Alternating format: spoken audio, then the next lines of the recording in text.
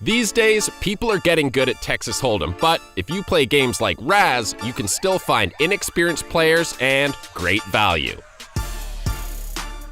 Razz is basically 7-card stud turned completely upside down. It's a lowball game, which means the hand rankings are reversed. Aces are low, straights and flushes don't count, and the best possible hand is ace, deuce, trey, 4-5. Just like 7-card stud, Razz uses a dealer button that moves one seat to the left after every hand. The button determines the order the cards are dealt. The betting structure is also the same as 7-card stud. Before the cards are dealt, each player has to pay an ante. Then, everyone receives 2 cards face down and 1 card face up. The face-up card is called the door card. Now comes the first betting round, called Third Street because everyone has 3 cards.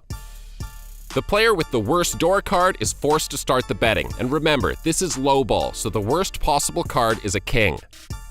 They have to either pay what's called a bring-in, which is equal to the ante, or they can complete by paying the small bet, usually 5 times the ante. Razz is played with fixed limits. In our example, the limits are $5 and $10, which means the small bet is $5 and the big bet is $10. The ante and the bring-in are $1, and it costs $5 to complete. If the player with the highest door card decides to pay the $1 bring-in, the player still to act can either call the $1, raise to the amount of the small bet, $5 in our example, or fold and surrender their ante. If the player with the highest door card completes, the players still to act have to pay $5 to call and make it $10 if they want to raise, or they can just fold. After Third Street, each player receives another card face up. Now the betting starts with the player with the best 2-card lowball hand, so the 2 lowest unpaired cards.